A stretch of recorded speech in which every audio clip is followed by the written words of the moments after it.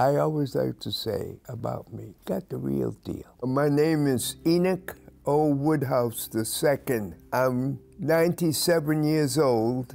And one of the last surviving members of the Tuskegee Airmen, the U.S. military's first group of black aviators and support staff.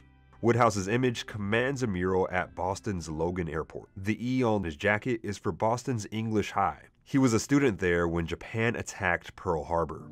December 7th, 1941, we were on our way to church. My mother said, "Boys, America is at war. I want you to serve your country."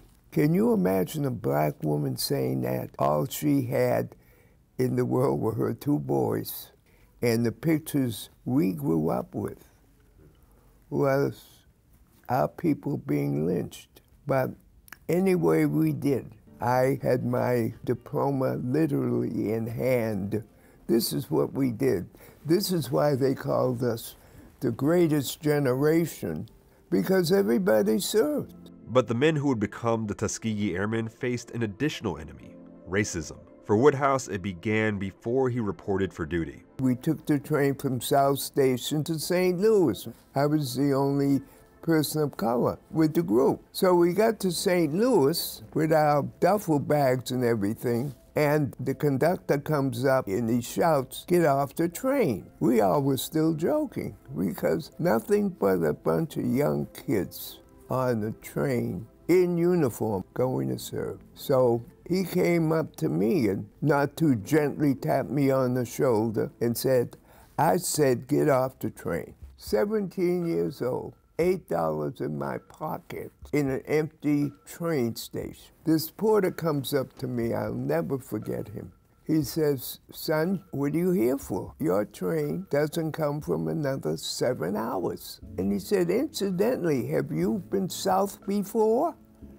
I said, "Yeah, I've been to New York."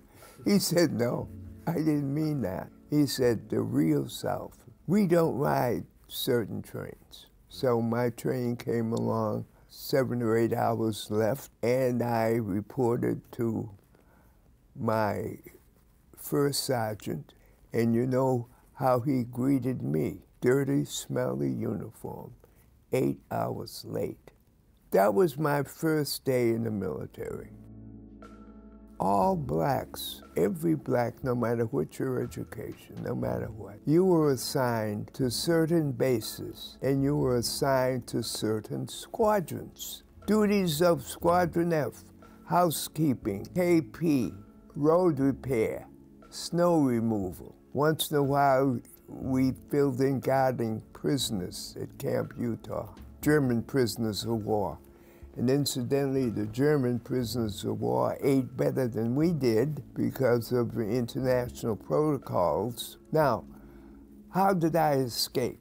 The best job at that time for a person, I can't say a person of color or a black person, because that's all we had in our unit. That's all I saw, black people. So I talked myself into getting a job as a driver in the motor pool. That was a top job. Woodhouse was recommended for officer training. I was commissioned one of the youngest at 19. Lockburn, Ohio was the third base that would accept 2,000 or 3,000 black airmen.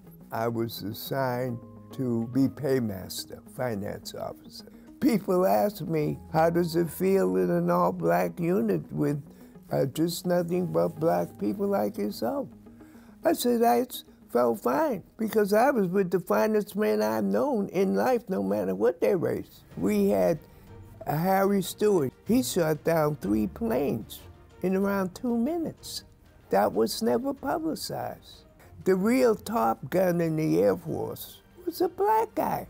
The team was Harry Stewart, James Harvey, I'll see him, Trable Alexander, he was alternate, and Alva N. Temple. The reason I know every guy by their middle initial, you know how you get paid. You sign last name, first name, middle initial. I knew everybody. Oh, no, they knew me.